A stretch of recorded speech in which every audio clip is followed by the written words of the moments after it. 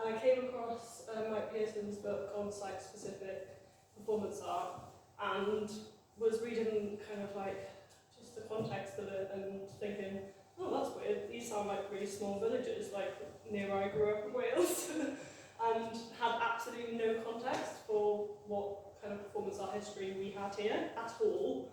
So I'd gone all the way to Scotland thinking that I was going to learn loads about performance art, and then actually was like, oh no, it's actually back where I've just left. And so I started an email correspondence with Mike then, and then graduated and moved back to Wales during lockdown and started chatting with you slightly and learning about your research into Welsh performance art history, which was just like very exciting for me, and yeah, so that's why we're here now, to learn more about that.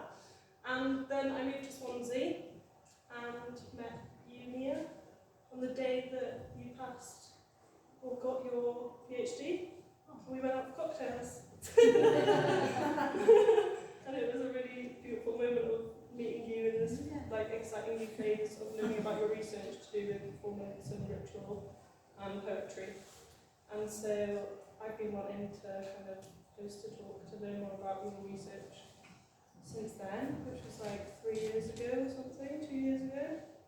And so here we are to discuss those things with you all. Heike's going to do a presentation, first of all, and then Nia's going to do a presentation, and I'm going to interrupt along the way with what are you talking about, what does that mean, when did that happen, kind of questions.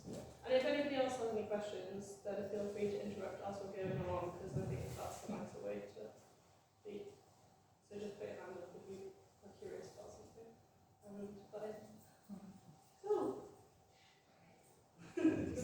Yeah, okay. Hello everyone, really nice that you could come and join us. And thanks so much to Tess for inviting us, and also to Kit for hosting us.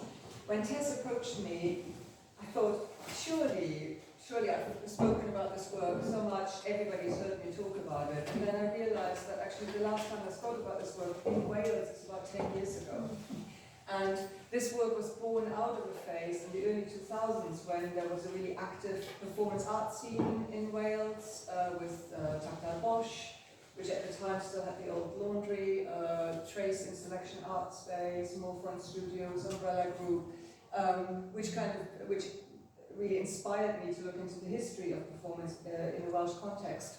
And it's really nice that there's this sort of new generation of work that is emerging, of course, still through Tactile Bosch, but also facilitated through Shift. And it kind of feels like a new moment, and so I'm really pleased that I have the opportunity to kind of reintroduce this work. And I think there's something about the history of performance that is almost like it needs to be reiterated time and time again, possibly more so than other art forms, in order for it to kind of keep in the sort of discourse.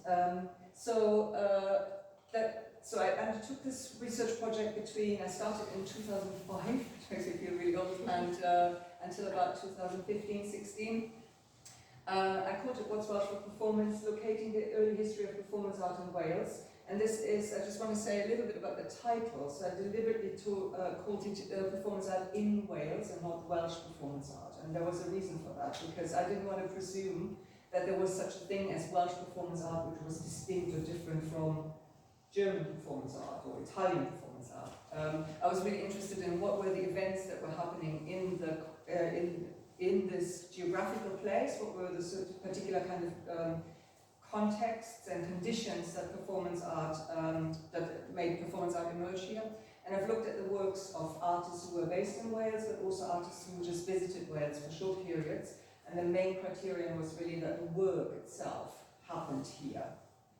And 1965 will become clear in a minute, and I ended it in 1979, although I have done also some work on more recent periods. But 79, because obviously the Thatcher government, but also there was a shift there from performance art, became sort of life art, transformed into life art, and I think it opens up a whole other set of questions. So this is why I concentrated on this period. So just to give you a kind of a sense of what I was doing, or the work I was looking at, so it ranged from Yoko Ono's non-performance in Cardiff in 68, Fluxus in Aberystwyth also in 68, Destruction in Art in Bangor, same period, Conceptual Art in Newport, Street Interventions in Swansea, and Actions in Wrexham. And I pulled this all together into a database which was online until about 3 years ago when I took it off because I wanted to redesign my website and I still haven't got around to doing that. But it contains about just under 800 events, so 780 events that were made in Wales between 65 and 79. So that's about one event per week on average. So it gives you sort of a sense of the kind of the work, you know, the multitude of work that was being made here. As part of this research, I undertook public interviews with artists that were staged in the Old Howard Gardens Art School. Phil over there was one of my conversation partners. I made group interviews where I brought artists back together, so there were sort of little reunion events. I did site visits, so this was one which I did with Mike Pearson, where I invited Mike to take me back to all the places where he remembered either making or seeing performance work in 1973, to kind of get a sense, and I'll just show you that map again, of the kind of density of all the venues and sort of sites that were kind of showing work at the time, and we revisited those, and you can see how they've changed. Wrong way. And Mike and I did together a sort of a guided tour, which was a coach trip that we did where we visited sites. I did a lot of interviews around Chapter as a building and made them into an audio guide to Chapter that you could do. I invited people to draw their memories of performance work into a map of Cardiff. I think that's Tavian Tum at the back there. When they were children, that's how long ago it is. And also did restagings and reenactments. This is the Fluxus event in Aberystwyth, which we restaged. I was also involved in a number of exhibition projects. So this was the Silent Explosion exhibition of Nia Davies' work in the National Museum in 2015, and also a big European Fluxus Festival exhibition which went all over Europe, and you might not be able to see it, but it says Aberystwyth there, so Aberystwyth was became part of that history, which I was really pleased about, along with Wiesbaden and all the big Berlin and all the big other sites. Yeah. So Tess wanted us to think a little bit about the relationship between language and performance, and so what I've decided to do is choose 4 events from this history of performance art in Wales to make a few points that interest me about this question of the relationship between performance and language. So I've called them the birth of performance art from the spirit of poetry, Unword, teaching performance, and Welsh mod. So this is the first one. Okay, so the history of performance art in Wales began on Friday, the 24th of September 1965, just after 10 o'clock in the evening. I mean, that is kind of an absurd statement, but at the same time it's also kind of accurate, because it's the first time that an event happened in Wales that deliberately called itself a happening, and thereby associated itself very, very deliberately and consciously with the sort of wider avant-garde art making that was going on in the period. Of course, there had been performances before, and you know, it's an interesting question also, where does performance art end and other kinds of performances begin, particularly in a context such as Wales, where the culture is so performative. But anyway, so this is the first time that a group of artists called their work a happening. Of course, the term performance art in the 60s was not being used, but now happenings, Fluxus events, all those kinds of events from the 1960s are now generally grouped under this idea of performance art, or this term performance art. So Welsh automated salad with yogurt was the name of the event, and it was staged by a group of artists in 65 in the Reardon Smith Lecture Theatre at the back of the National Museum. The artists involved the French happening pioneer Jean-Jacques Lebel,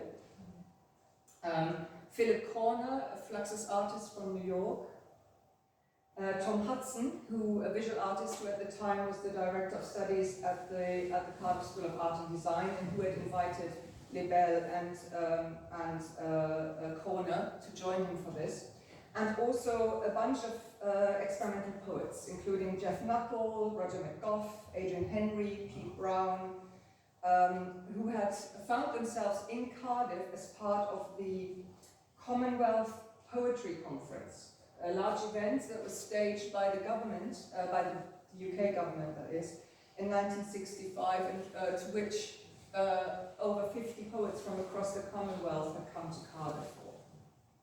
Now there's much to say about this event. I could talk about this event for like the whole of this evening. It's really interesting, the discourses around Commonwealth, the relationship to British immigration policy, the issue of race and racism at this event, the presence of the Welsh language. There's much to say about this, but I just want to pick up one thing which interests me in relation to the question about language, and that is, and performance, that is that this event was staged in the main by and for poets.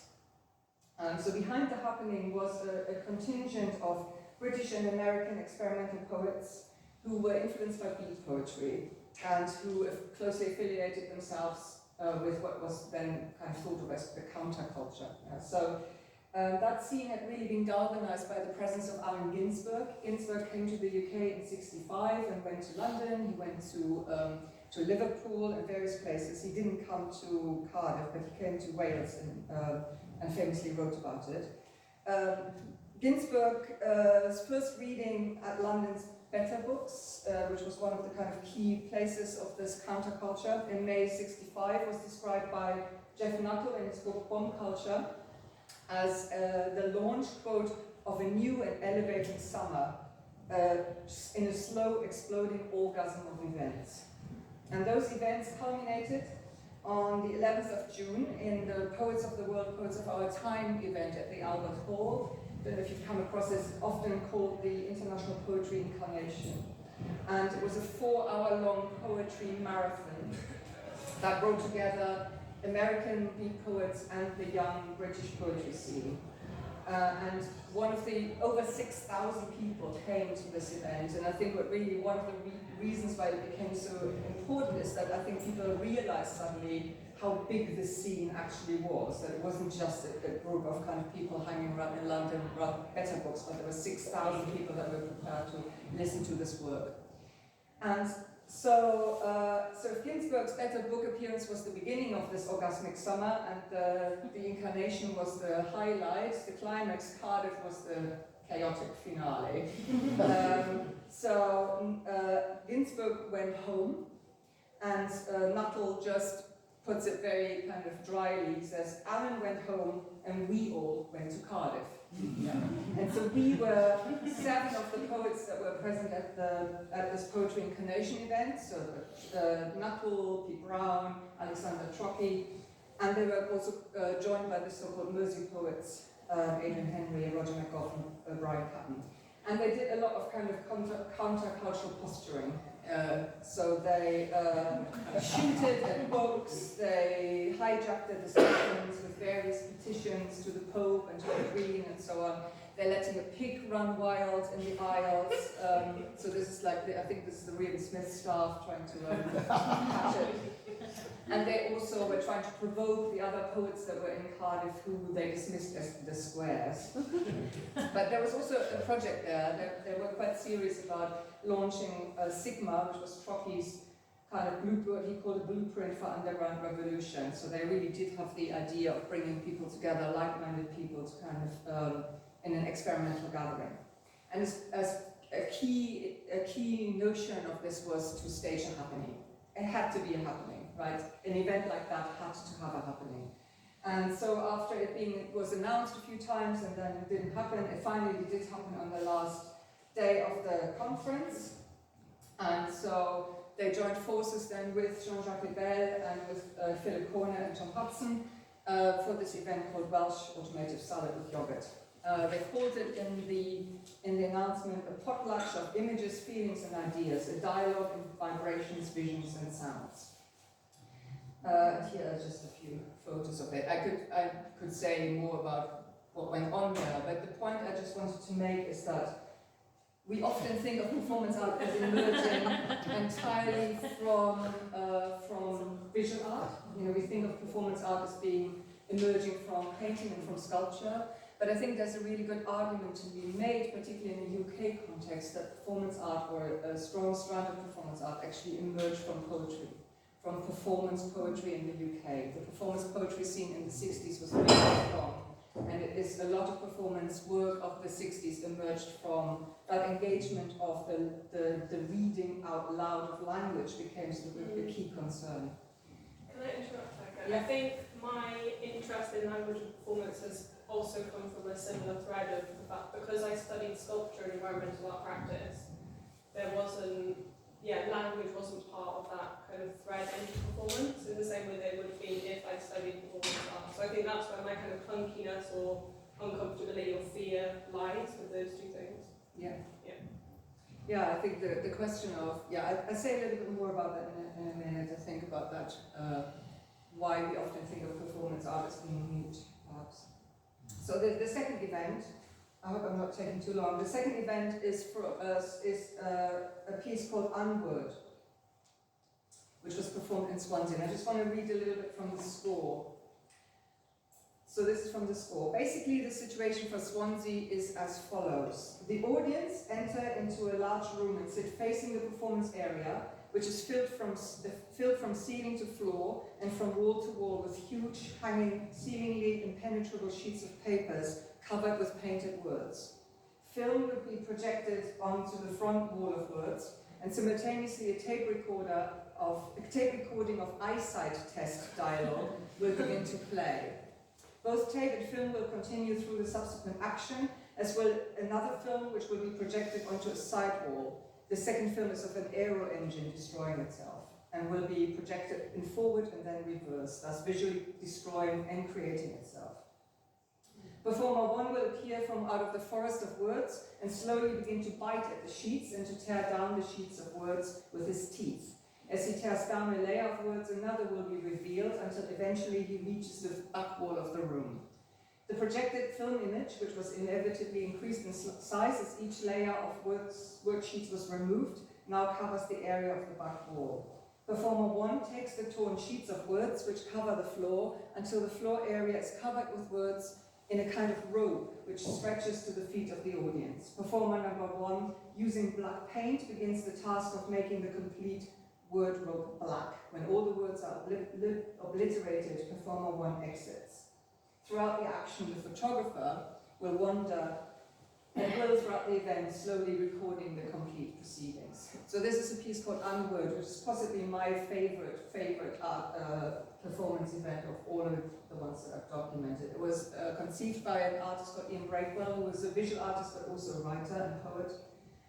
Who was a really kind of prolific artist working through a number of media, text works, collages, visual diaries, drawings, paintings, but he also made between 67 and 73 this extraordinary body of performance works, over a dozen of them, and one of which, Unword, was performed in Swansea. Now, he performed it at the Swansea University Arts Festival, which was then curated by students, especially a guy called John Plant, who was a student in the biology department. And John Plant brought to Swansea Gustav Metzger, Jochen Gertz, Geoffrey Shaw in the Event Structure Research Group, Violence Actionist, ANN, Bob Cobbing, John Latham, later Cum Transmission, Genesis Origin, Cozy Quantity. So it was just an extraordinary program that he put together as a student. And at the time, in the late 60s, university arts festivals were really extraordinary places where students were able to invite artists. And in Wales, they were particularly supported by Peter Jones, who was the visual arts officer at the time for the Welsh Arts Council, who was just an extraordinary kind of facilitator of work and supported these students in bringing all of these artists to Aberystwyth, to Bangor, to Swansea. So Unword is a piece that you could say so much about that piece. You could talk about its conceptual approach to documentation, or the way in which it incorporates film and time and the undoing of time. But there's of course also the visual representation of language, and also the use of found sounds and so on.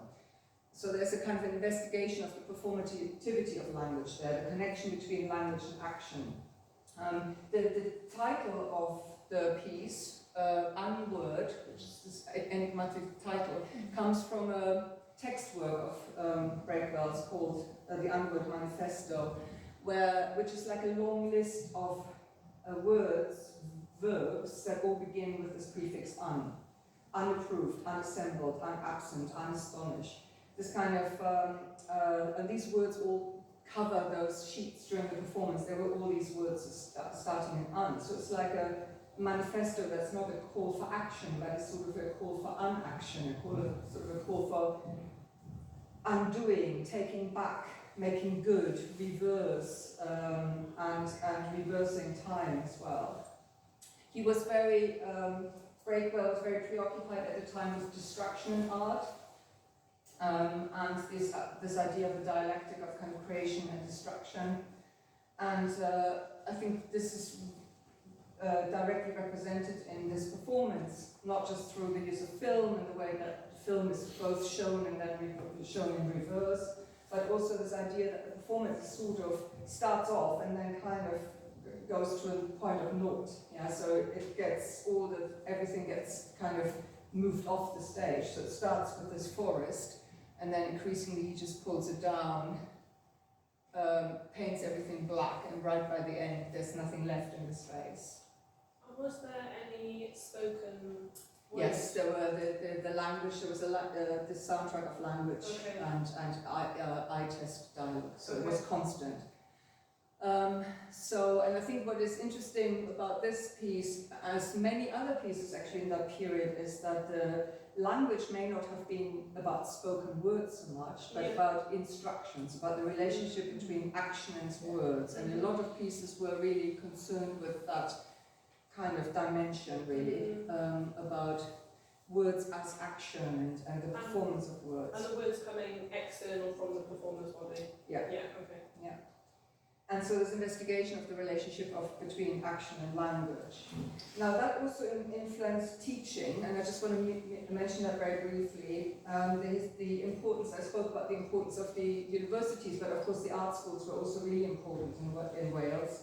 Newport, Carmarthen, Cardiff, Swansea, Barry Summer School in Barry were really important sites also where a lot of this work was developed. In Cardiff, Cardiff is particularly interesting because in 1973, the Art College in Cardiff established a new degree scheme, which they at the time called Alternative Studies, and which later became Time-Based Art.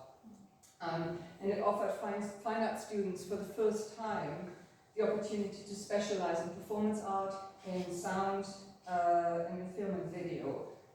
One of the first art schools where you could do that in the UK as part of your fine art program. This all started by a teacher in the art school called John Ginger, who had begun 4 years earlier in 1969 to gather together students and teachers for a group that he called Myself and Others, whose main purpose was that he wanted to create a more equitable teaching situation between students and teachers. He wanted to get away from the kind of power relationship between teachers and students. So they did this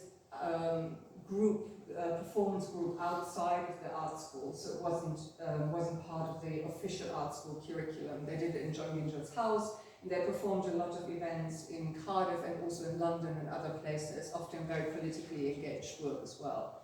And gradually, that group that was first of all set up as what John Ginger called a parallel institution, more and more kind of entered into the institution, first through a series of workshops which were offered to the fine art students, and then later through the establishment of this full degree scheme.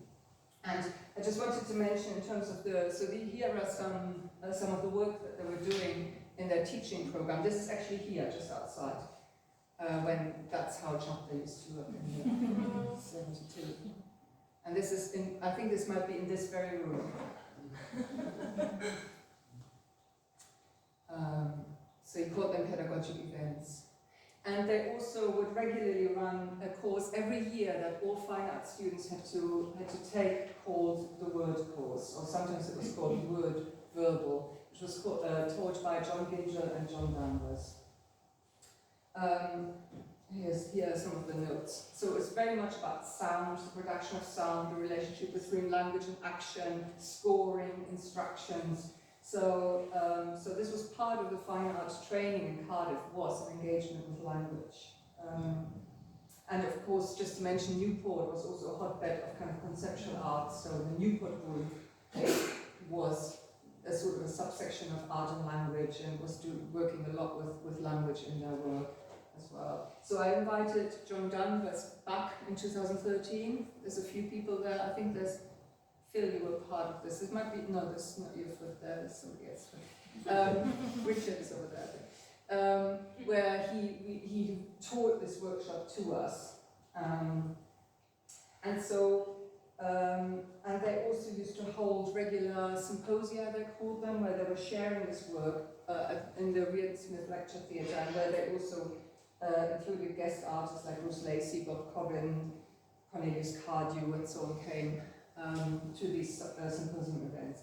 What makes this, for me, really interesting, this history, is that the Cardiff College of Art, the alternative studies wasn't really driven by a famous performance artist, like it's often the case, but by a really dedicated teacher. So it came really out of pedagogy. It was really about teaching and using performance as a teaching tool, but that so much of it was centered around also the relationship between action and instruction. And just to finish this off, Welsh Not, I'm sure all of you, or many of you, are familiar with this image. It shows the artist, Welsh artist Paul Davies here on the right-hand side at the National Eisteddfod of Wales in Wrexham in '77. For this action, Paul Davies stood every day during the week of the Eisteddfod for several hours, holding above his head this railway sleeper, into which he had burned the two large letters WN, standing for Welsh Not. And on the little blackboard next to him were written the words Welsh Not. In 1870, English was systematically imposed on the Welsh schools. The aim was to destroy the Welsh language. Facing Paul Davies on this photo is the Italian artist Mario Merz, a renowned protagonist of the Arte Povera movement. And the reason why they found themselves in this situation is because in that year, in 1977, the Arts Council had staged a week-long festival of international performance art at the Eisteddfod, called How the Past Perishes, How the Future Becomes. So it was organized by the Welsh Arts Council and involved a number of eminent European artists like Mario Merz, and also Joseph Beuys, whose Free International University was a co-host of this event. Now, the festival became really notorious at the time. For the usual, there's lots more to say about that and why that was. But since then, it has become particularly known as a backdrop to Paul Davies' actions. So Paul Davies was not invited to perform at the festival. He was a steward on the Eisteddfod field. He was living near Wrexham at the time. And he staged both the Welsh Not piece, but also this piece called Spiral Guard, where he put himself, he sort of struggled free from a Union Jack, because of course that was also the year of the Jubilee, the Silver Jubilee. Now, when people discuss today Welsh Not, it's often widely regarded as, in the words of Sheila Hurahan, the inception of a self-conscious Welsh political art. It was one of the first public manifestations of Grŵp Beca, the artist collective, which was founded by Paul Davies and his brother Peter Davies, and later on involved Ivor Davies and many others, which kind of developed into a really important activist platform for politicized kind of Welsh awareness. And whenever this Welsh Not is now mentioned, the event into which it intervenes, the festival, tends to be characterized as a sort of polar opposite. Yeah, so it's talked about, Sheila Hora says it had no particular reference to Wales, was her accusation. Johan Balla in his book writes about this as being excluding Welsh artists. Culture Colony has said that no Welsh artists had been invited to participate, and that's not true. That is not true. So the Arts Council did reach out to Welsh artists. They invited a number of Welsh artists. There were 2 Welsh artists present who showed work at this, Timothy Emlyn Jones and John Chris Jones. They also, all the work that was shown had something to do with Wales, or Welsh, or Celtic culture, as boys like to call it. It was like about Celtic triads, and it was about coal, and it was about colonialism, colonization of the English, and so on. So there were lots and lots. So they really tried to kind of make an event that was sort of speaking to Welsh concerns. So I think what makes this encounter between Davies and Merz on the Stafford feel much more interesting to me is not that there was this plucky, local artist who was raising Welsh language for the first time against these international art stars, but that actually they kind of agreed on wanting art to be socially engaged and to be political. It's just that cultural difference was sort of a blind spot for this, for the work that people like Joseph Beuys was doing. Yeah? So Beuys was very politicized. He was talking about Celtic culture, but that didn't really get to grips with the reality of what that means in a lived experience. And even Paul Davies at the time actually did talk about the fact that that the art activity was really interesting, and he thought all the art events were really interesting, but that the problem was that it didn't really reach across and try to bring the people into the conversation. And I think so there's something about that blind spot in that art at the time around ideas of cultural identity, also of course race, gender. I've shown you lots of images. There hasn't been an artist of color there, very few women, so there are kind of blind spots in this work that are really, I think, important to address, but I don't think it's as easy as saying kind of Welsh local culture versus internationalist culture. Which is often sort of the argument that somebody like Peter Lord makes, and Peter Lord dismisses all of. Peter Lord is an art historian who's written about Welsh art history, very importantly has uncovered Welsh art history, but Peter Lord always makes the point that performance art and all forms like it are sort of cultural imperialism. They've been imported from London, they've been imported from New York, they have nothing to do with Welsh culture, they've been marginalizing particularly the Welsh language, and I don't think it's as easy as that, because performance art itself was set up as a response to those kinds of artistic tendencies, but it did of course have its own blind spots, which I think this kind of work makes clear, a blind spot around, for example, linguistic difference in the Welsh language. Okay, maybe that's it.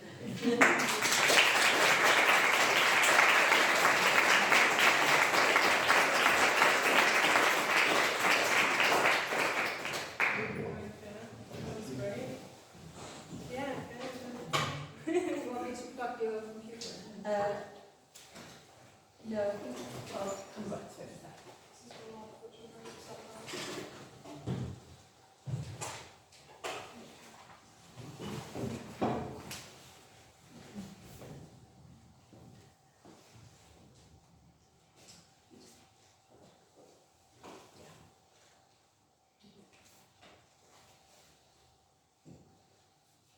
Oh, I'm sorry. I don't know where.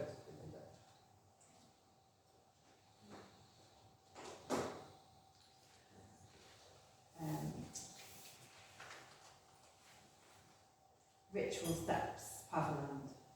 Right, pupil's neck, diaphragm. Right, breaking open and up, breathing and living ad velium. Right, unfinished, clefty. Right, a thread to visit my loves by night, by Aoife Frank. Right, lapse into a new language, incant, enchant against private wars, against death, against debt. Right, for the opposite of alienation, an escape in the likeness of an otter, an arrival in the likeness of an utter. writes a daubing of untitled powder, to hurls, to howls, to sings, now you keep a book on a string. Writes a social rhythm for decades, for seconds, for the cuckoo. Writes the precarity of a breathing cycle, its passage. Writes a dedication to the dying. Writes you want a change or a rest or a continuum. Writes to claim back, to deprivatise our eyes. Writes a trace person weaves between me and my loves, the redder thread. Writes an act of poesy in a daubing, this ochre ash, the red lad. Writes, and to close is also love, pass something on, something less grave. Writes, gathered, offered, precant, washed away for a future. Writes, the body grateful, the ash redder. I thought I'd start with a poem. Because, so my interest in performance came from this sort of quite, I feel, nearly always quite imperfect, sort of shabby ritual of a poetry reading, which I never feel like I'm getting right. And I stood here before and felt that, so in this room. So I think my first ever performance was reading a poem in like a school play that me and my friends did. There's this feeling of the lights being on you, and it's like we put strobe on the stage and did all these things, and I slowly just got into reading. You just read poetry in these sort of very kind of improvised settings. The microphone doesn't work very well. Like it's cold. It's upstairs in a pub. People are chatting. Sometimes like there'll be I'd be like the only woman in the room, or I mean not so bad nowadays, but like that was my entrance into performance, and then you get this feeling of well, people would speak to you afterwards and say, I like the way your mouth looks, or they comment on what you're wearing, or I would feel like I was doing these weird things with my hands, or I was like swaying from side to side, and all these things about the actual substance of performing became like at the forefront, and that's how people made meaning out of the poems. Sometimes you're not even sure if they're listening to the poetry at all, but sometimes they are. And I was kind of interested in that moment of what happens when you sort of activated language and words and poetry and made like a new, enacted the poem, made a new sort of version of it, a live composition with other people listening, and hopefully it wasn't just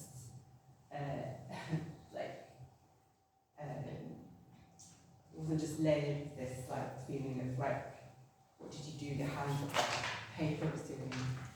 Hopefully there was something that came through the language. So I got interested in that. That's how I got interested in performance.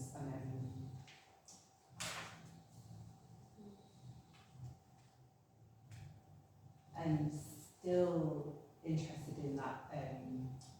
How do you share a piece of writing that you've written on your own quite often? How do you share that among people, and what happens in that moment together? So I was interested in this moment where we are together in space and what happens. And what I thought that was ritual. So I did this huge research project about ritual, which I think was actually a project about performance. So yeah, I went away and did a fair bit of research into how poets had used performance and ritual in various ways, and some of them are connected to the conversations that we just heard from Heike. So I looked, this is the 60s, the same moment, so that the thing in the Albert Hall, that was also a moment in poetry, and I looked a lot at Bob Cobbing, who ran Better Books, and I didn't even realise that he was in Swansea. Although I think I have some like remnants of the visits. I found one of his publications in a box in the university. I think it must have come from this. But so Bob Cobbing, Jerome Rothenberg in the States, Caroline Schneemann. I looked at these poets and writers who had activated performance in the same moment, basically. And then, like a later generation, Maggie O'Sullivan is someone I studied a lot of, and she is not only influenced by Cobbing, but also by Joseph Boyes as well. So, and so she seemed to do this thing where she would read a poem, like fragment all the language, completely tear it all up, destroy it, and then reconfigure it in this like rhythmic sound text, which was then kind of like activated by us being in the room together. It was the most incredible thing I've ever heard, and so I was really keen on that. And I think the juicy thing between mine and yours kind of relationship is you coming to performance through language and me coming to language through performance. Yeah. And we're kind of like, oh wow, okay, from each other all the time, which was really nice. yeah, so I first met Tess, I actually didn't realise that was the week I did my PhD, I'd forgotten that was happening. But he came to my house and he picked up a book about Buto. I was totally fascinated with Buto at the time. I still don't really know very much about it, but the idea that there was these scores, so Hichikata had these scores that were very strange and weird, and they would be activated by the dancers, and that for me was like the perfect idea of a poem. So I don't know, you know some of those Yeah, those so scores. I went to study in Kyoto State University in Japan for 6 months and had a sensei called Zan Yamashita who was our Buto teacher, and that was kind of the first time language was in the performance space and was kind of, it was the guided meditation for movement basically, so you're completely immersed in the most surreal poetry you've ever heard. And you're in deep meditation and it's like simultaneously terrifying and super calming. It's this very bizarre experience. And Zan at one point, I love this little quote, he was just telling us all to imagine we were a chicken crawling out of our dead grandmother's chest cavity. And I was like in this most contorted, moving through the space, and I just felt like, wow, this is the shit, this is the stuff I want.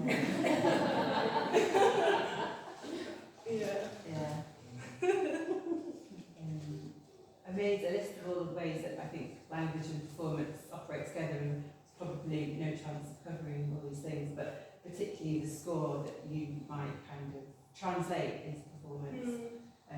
Particularly interested in that, but I went away, and part of the research was about not just looking at performance art and how poetry reading, or how some poets use performance art in a poetry reading.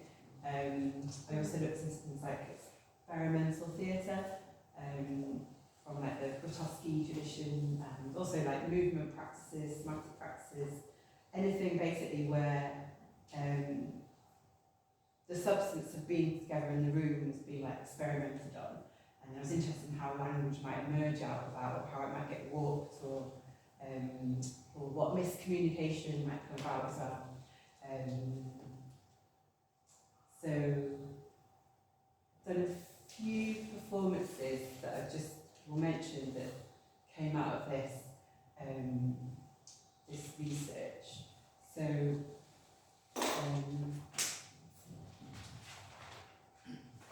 one of them is, I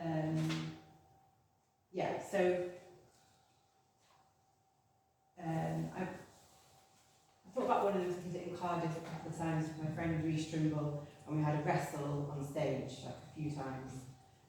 But I'm not really sure where language came out. I think we kind of destroyed each other and couldn't work together for years. But now we've had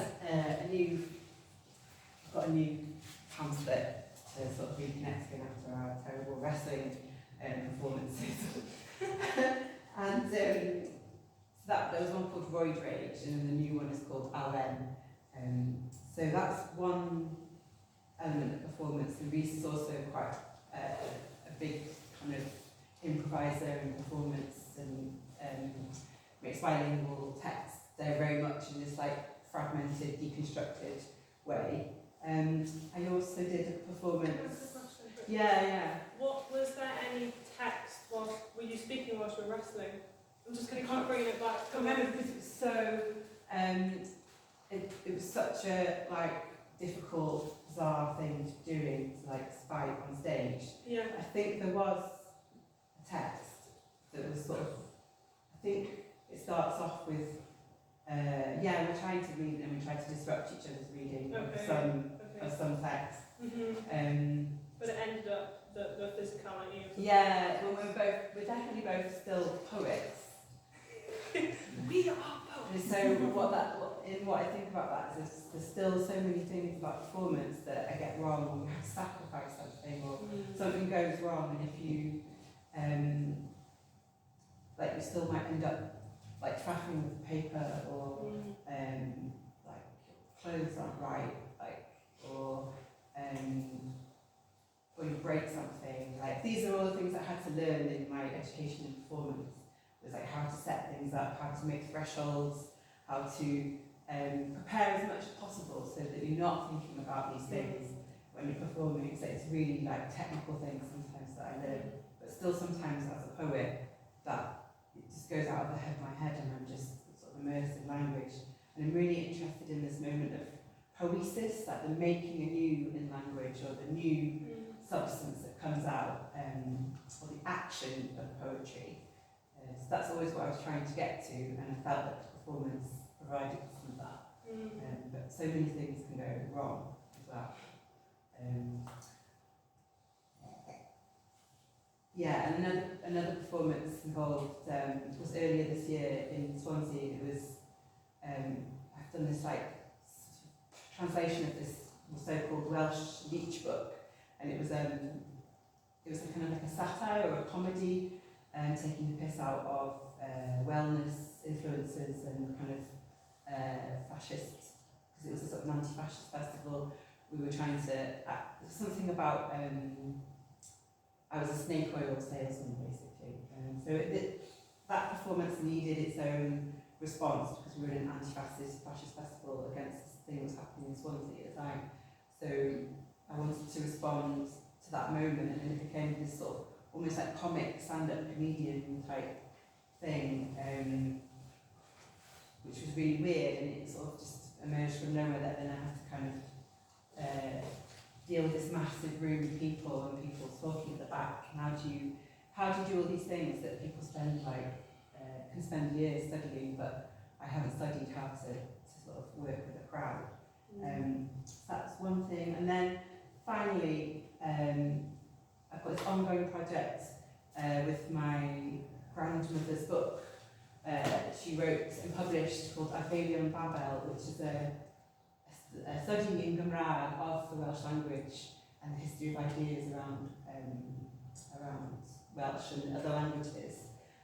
It's been sort of ironic fact that I couldn't really read this book, and I've been trying to learn enough Gymraeg in order to read it, and so I've been working with the book with various performances, and I'll show a picture at the end, and using the book as a mask to sort of block my speech, using it to sort of working with this idea of this like lost mother tongue, or this grasping for a mother tongue,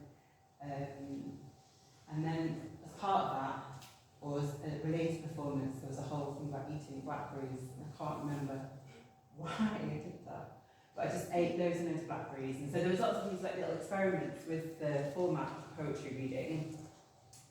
I just wanted to finish by saying that I still really like this traditional, plain, simple poetry reading sometimes as well, because part of the thing I'm trying to do is get a text or get some sort of poem into the space for people and allow some of the meanings to come out and be shared.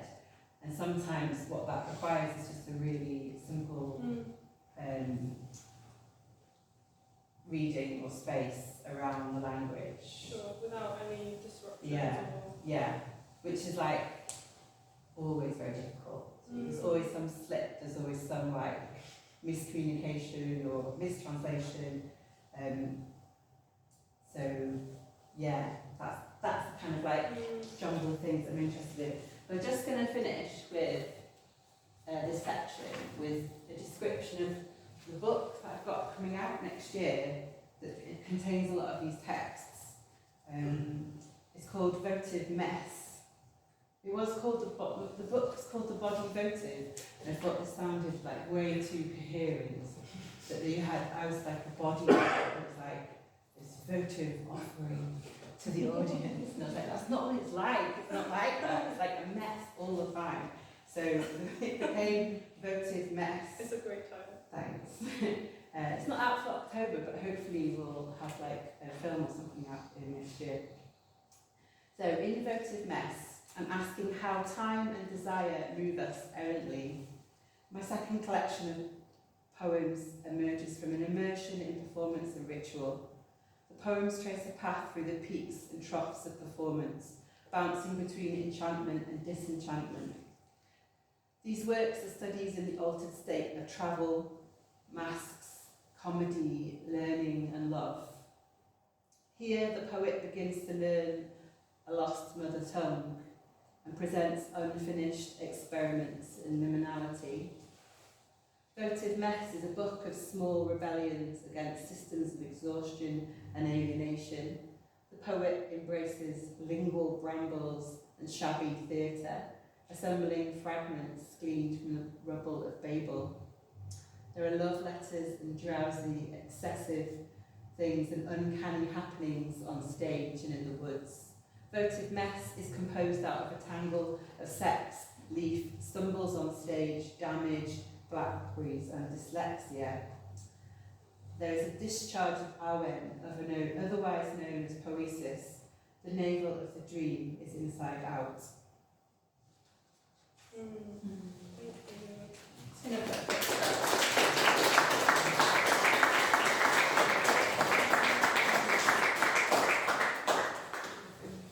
I mentioned dyslexia there as well. Yeah, I feel like that's a nice little lead on. It's funny because like what you're saying about this need for like just simple poetry reading, and then you're talking and I'm like instantly closing my eyes to not be distracted by looking at you.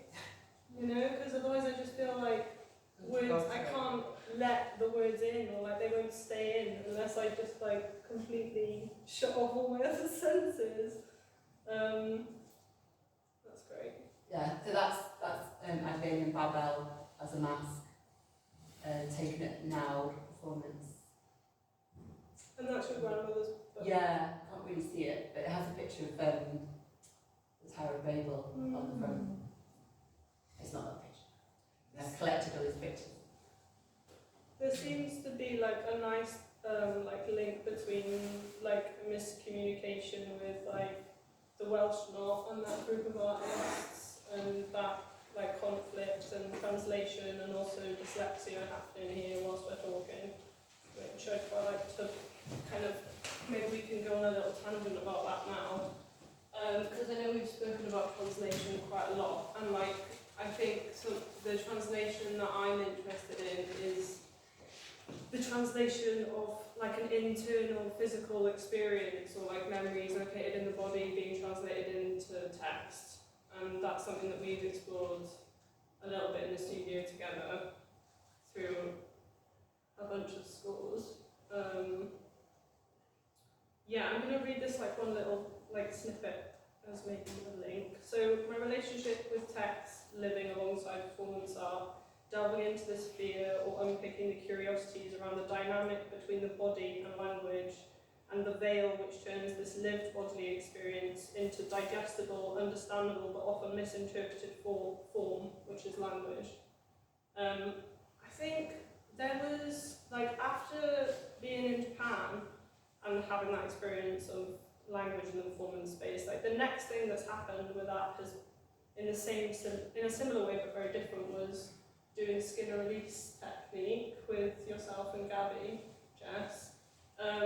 This like guided meditation, which helps dancers reach like this altered state in performance. But then when you ask them in a group afterwards to share their experience of what's just happened, nobody can talk.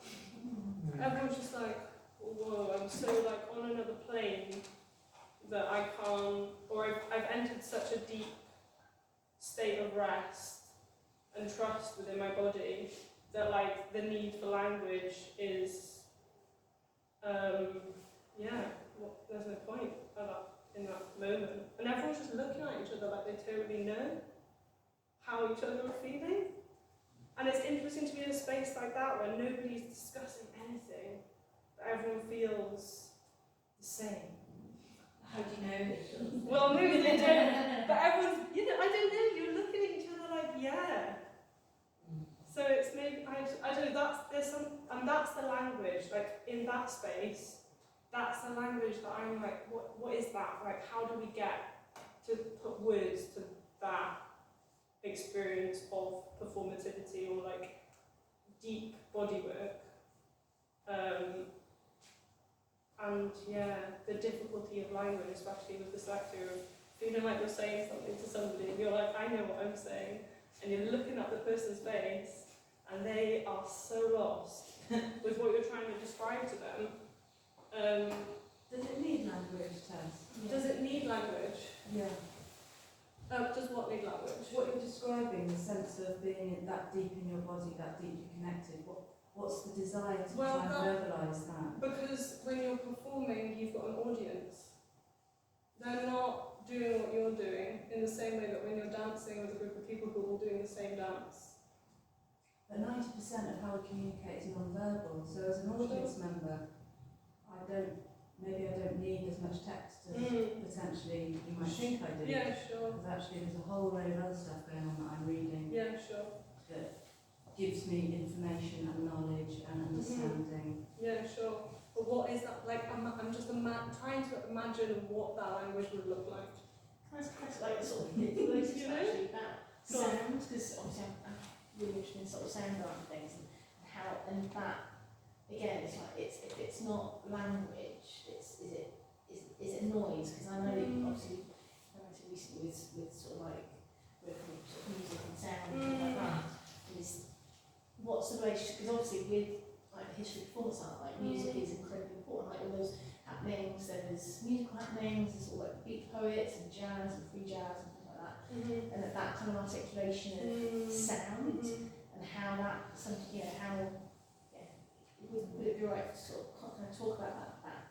Does that kind of relate to what you're thinking of, like making noises and connect words? I think the first bit is that a lot of the poets that I studied, like Bob Cobbing and Matthew Sullivan, and possibly some of the ones that would have been connected with the events that Heike was talking about, a lot of them were interested in that, the materiality of language, and there's the sound poetry. I was going to show a picture of like very early Dada sound.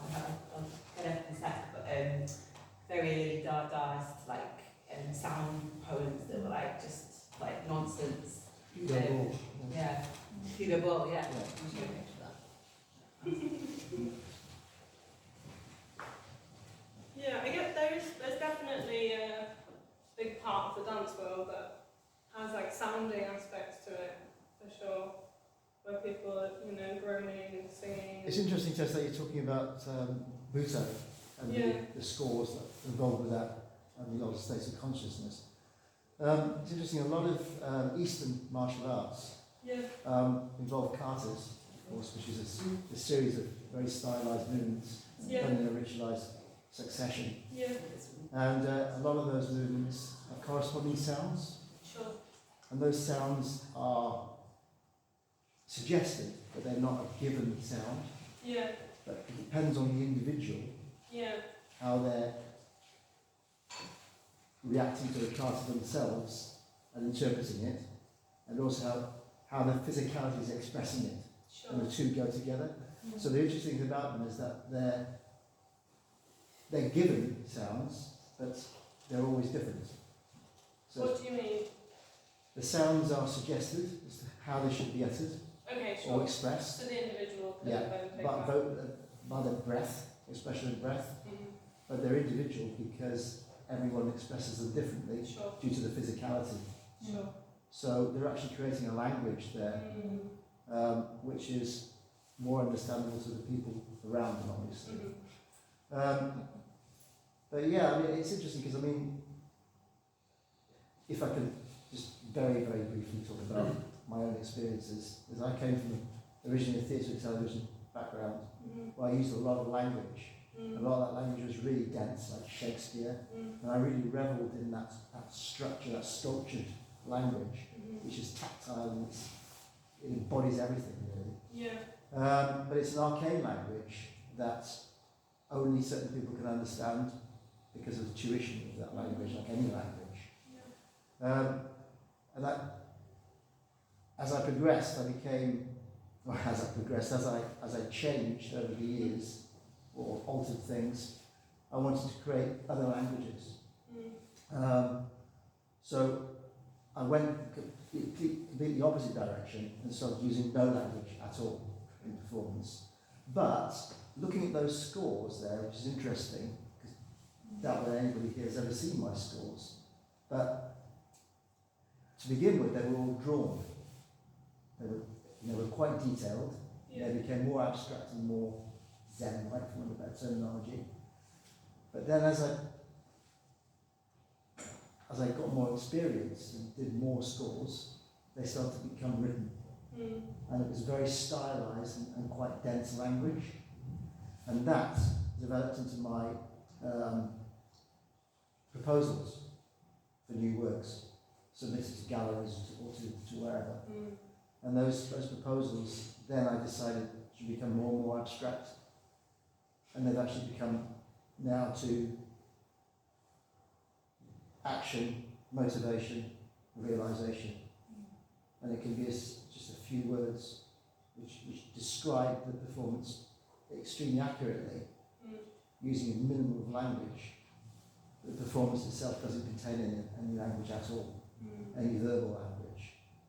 But as a aside to that, I have done performances in Wales where I have used language, concise English language and Welsh language, but it's been expressed in it or physicalized into either whispering or muttering or breaking the words down.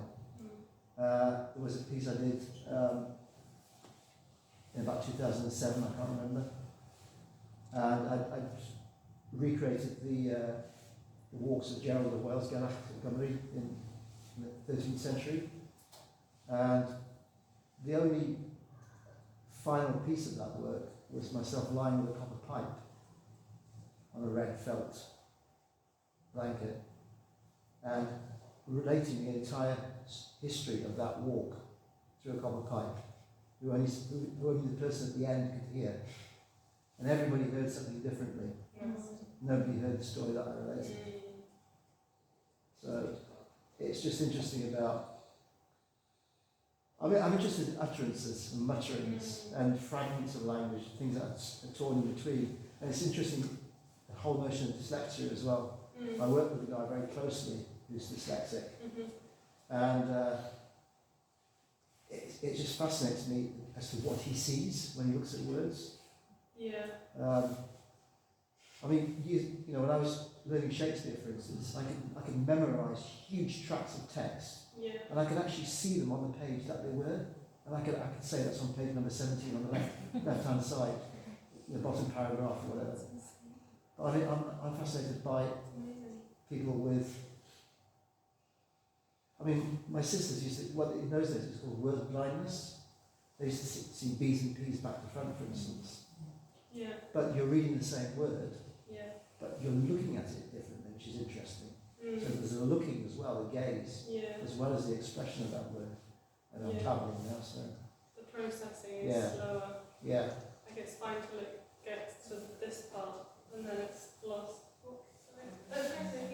Yeah, I just wanted to pick up with something you said, Tess, about trying to kind of communicate the kind of internalness of that kind of meditative dance. And the desire to might want to be expressing it to the audience. But I guess I'm quite interested in things of performance where you can kind of work and choose what the audience is and what makes sense for that work. So like whether it's a club, like I wasn't sure if you meant it kind of doing it to like a live audience, but it's like a kind of seated audience in a similar way like kind of this, or if it would be like a closed group, so the audience are participants and then they're kind of experiencing that, or then maybe it's more of a question of thinking about documentation and then how do you all as individuals go away and reflect and then think of a way to communicate that in the future to like not a live audience, and how that relationship with documentation and performance works.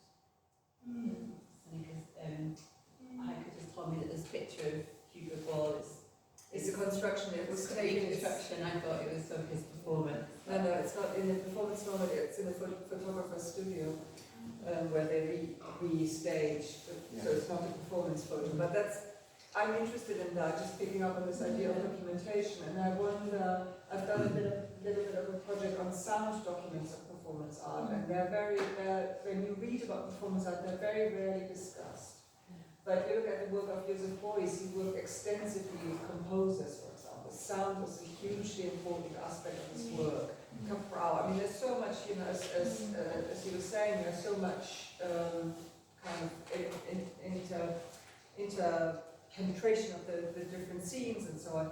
But I think there's something about the photograph and the way that the photograph mutes the sound, and the way the photograph is sort of almost like put itself in place of the performance. So we kind of read the sounds into the photographs, like a few, but the photograph it's become such an iconic kind of representation that the sound is. So we think of the history of performance art usually as mute.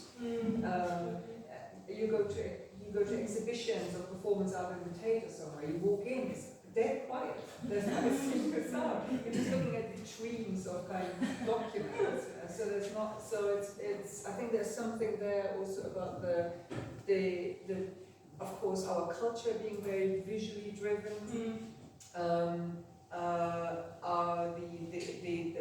the iconic nature of the photograph. Of course, a lot of these artists are visual artists who are really thinking about the photograph as a carrier of meaning after their action. But there's something about this, how this history comes to us as a silent history, which I think gives this impression that works were basically had no sound in them, and of course that's not true at all. As we've seen, languages, words, not words, soundtracks, you know, accidental sounds, mutterings, all kinds of things.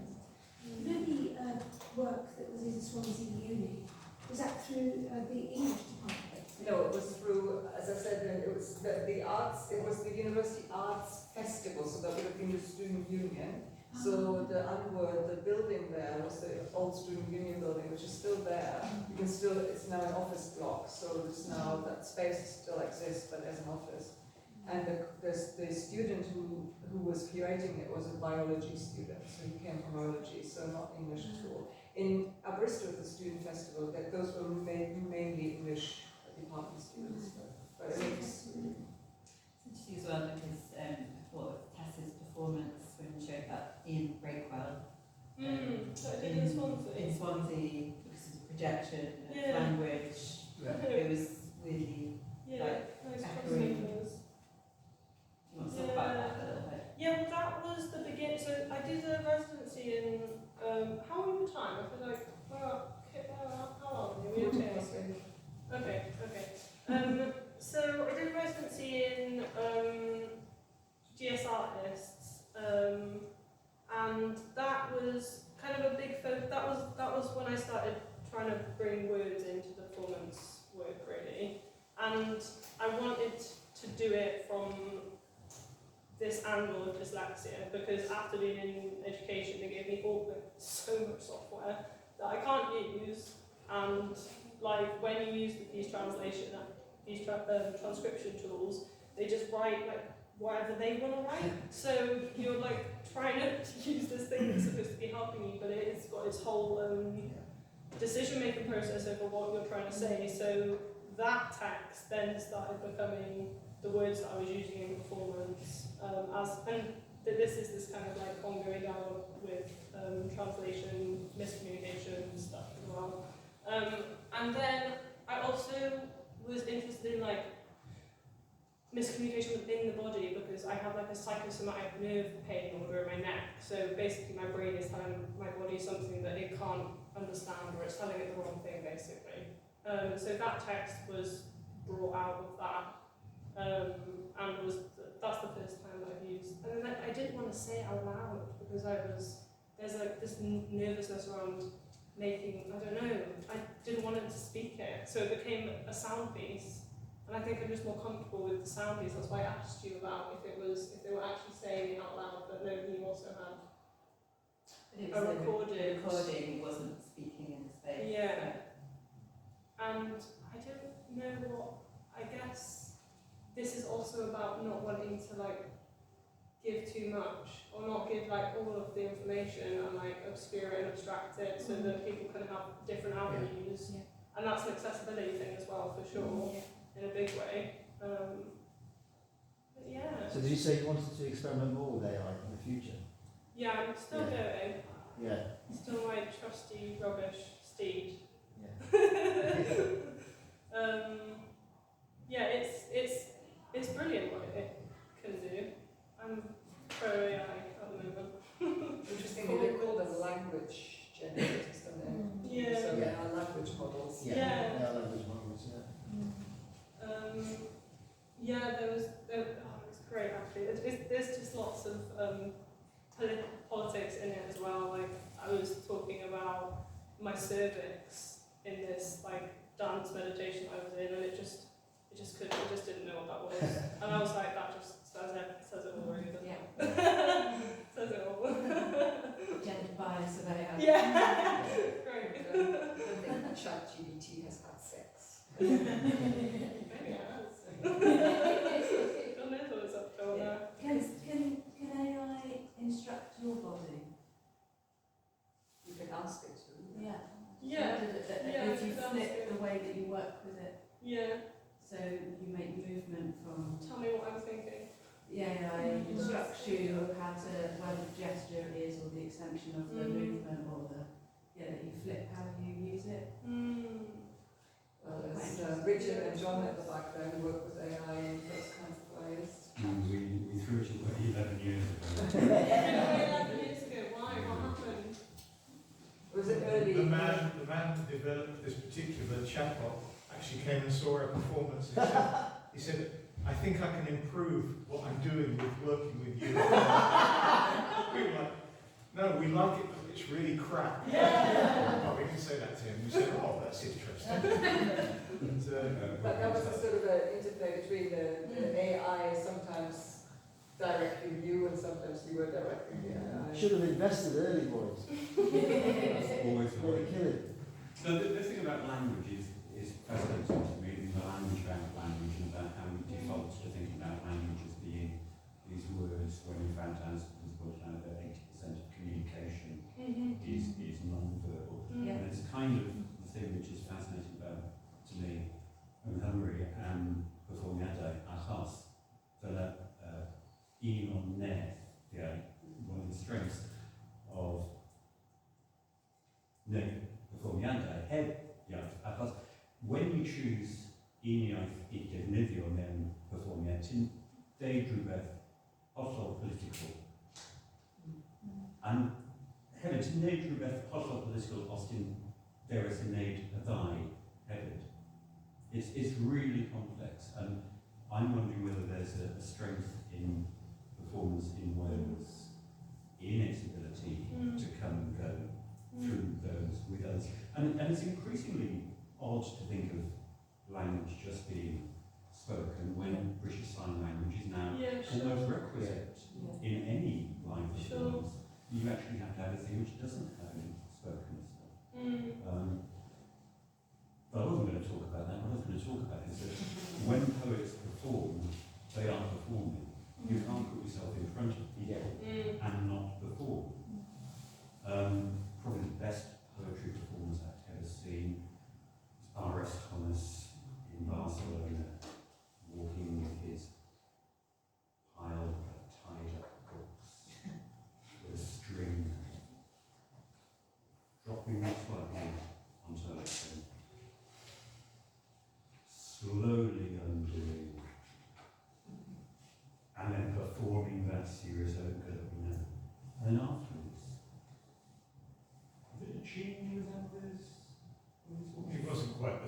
obviously he wasn't the same person at all. He was lovely, affable.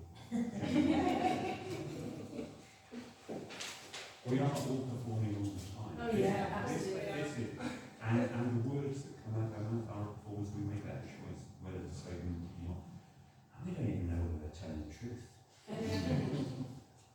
I think there's something interesting as well, just picking up on the point you made, Heike, about that performance has come out of the pedagogy. And there is such a performance to teaching, to pedagogy itself, in delivering information, in engaging people in dialogue, and I think there's a whole kind of study there around kind of performance as teaching and as part of the pedagogy process that's also not in this space, but just not being discussed either. How performance is a massive part of teaching, in delivering and engaging in information and knowledge exchange. And but can I? When we did a bit of workshopping, and language came into some kind of exercises that we did, and I did notice the way that like pedagogical instructions and workshop language comes in really like that's its own language and it can kind of dominate. I'm sort of more interested in like what happens when you don't have that sometimes in place, or what might emerge from not being instructed. And I also wanted to say that it's interesting you're working with AI because the performing, that you as a performer, a human, is like you have direct access to the very thing that AI will never have, which is like the body and experience and everything, memory, all the things, like several languages, and so it's kind of interesting to like have an interaction with AI when it around that very thing that it's lacking and always will lack, unless it can imitate. Unless you're teaching it to imitate. To be a body. It won't always lack it. Pardon? It won't always lack it. Yeah, but Yeah. Believe me, well, it won't always what, sorry? Lack Body. well, beyond that, what you said beyond that as well, recognition of oneself, it will. it will have its own Yeah. identity. Yeah. Its own Yeah, identity. it's its own identity, but it kind of, I suppose, it could mimic like human. That's another conversation. Yeah. But then again, like looking at again at sound, it's like it's how the sound moves through the body when you're speaking. And again, like that's again, I can't imagine how AI would ever feel how something feels in your mouth. You know, when you're saying it, or how it moves through your body and out of your mouth. You know, when you're speaking. But that's the sort of thing that AI can never understand. But how nice it is to say something. You know, the pleasure of. But if you tell it that, then it knows. Yeah, they might know, but it'll never You'll never like experience feel the pleasure of it. Not yet. They kind of feel pleasure. Yeah, we're going into a new realm there. Part 2, next month. Can AI feel pleasure? And trauma. And trauma. But do you only feel it because you've been taught how to feel pleasure, or because that's an innate response that you have within your own body? You know, like, surely there's, like it's quite an existential conversation. Our experiences are not unmediated. Yeah, exactly. Yeah. And lots of them aren't based in language either. You know, from the age of 0 to 3. Free language. Yeah. You learn everything by that point. And once again, it's this pre-language. Yeah. Language is used here as though it is only words. It's communication. Yeah. And how, I mean, I'd forgotten about it. I had my first daughter 19 years ago. I completely forgot between then and less than 5 years ago. There's a strange thing where you think you're not communicating and suddenly the words come and you have these conversations about things which happened when apparently there was no spoken language. But it's all somehow going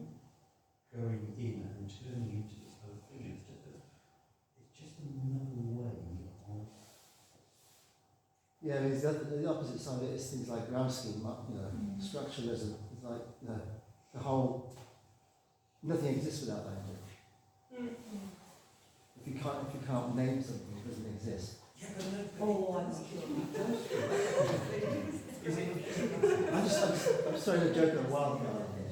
I guess what's interesting is why you think it's important. Yeah. Like why anyone who can move would want to use language like in a way that a poet would use language. That's the question. What does it mean to you? Do I have to answer that now? No, you don't, because it's Because I can't. But I like the question.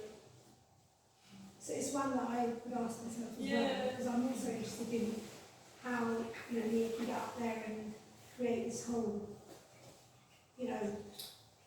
meaning and experience using words. When I, as a movement artist, would just read out an instruction of how to assemble a bath or something as part of my performance, or make some weird sounds or something. And there's also the idea of like the audience as well, like what you talk about performing and like you said about the piece, it was a wrestling piece, and then it sort of didn't mean anything. It was like, but what were the audience getting from that? What were the audience getting at the end? Because there's that, like you say, that the audience might be hearing something completely different. It's like when you're performing poetry, like you know what you're saying, but it's like it's that space between it coming out of your mouth and it being received and understood. And again, all the different languages that exist in Wales as well. It's like it's actually it's lovely to kind of have different words scattered in, and some of it will be understood by people, some of it won't. It's the reality of it. And also maybe we don't need to understand. Yeah. No? Don't sound again. So there is a hierarchy, there is a hierarchy in the way that we live. Language the language of words plays a massive part in our life, in speaking and writing, in a way that movement doesn't, in its recognition perhaps. There is definitely a hierarchy there, so This language is just super efficient. I mean, it's just super engaging. In a way, that can communicate. But that's The language and now I've got some challenges.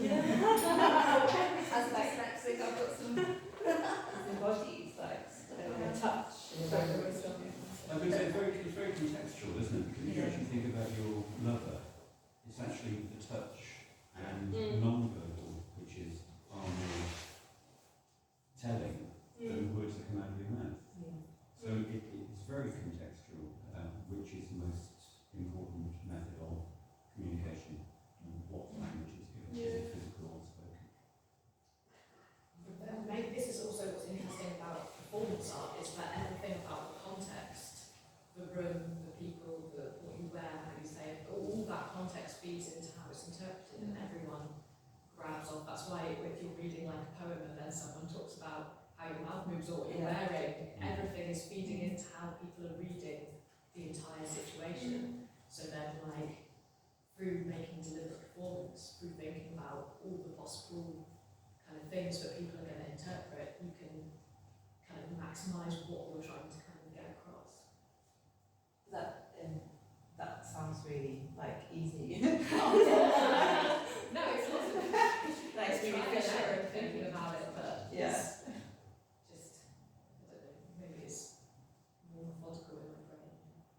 I suppose it's about tone as well, isn't it? Like you can say the most upsetting things, you say them in a tone that's comforting, it's interpreted different. And the same with movement as well. It's like if your movement is somehow kind of atonal, isn't it? The word that's come to my head because that's not what I mean. Like if it's kind of, if your movement is something kind of uncanny, and yet your words are kind of not. It's again it's all that sort of association. Do you know what that's this is a little bit off piece, but that's just reminding me of our Labrador and our family just shouting really random words but in a really happy way to Sam. and he would just run over every time. Lampshade! And he was there. I'm gonna wrap it up because my brain is about to like pour out my nose. But I would like to do a little score with everybody around the idea of interpretation and translation, I guess. So can everybody find a pair or become a pair or find another person to be in a pair with? Not you, okay. And face each other. And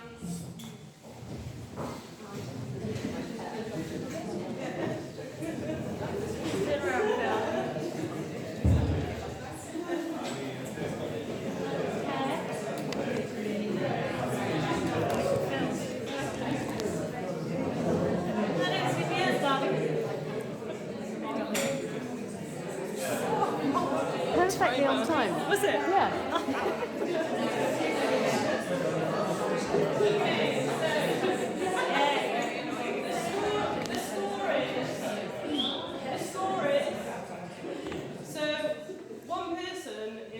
To speak to their partner without making any sound. So you're going to mouth words to something you want to tell them, and they're going to tell you what you're saying.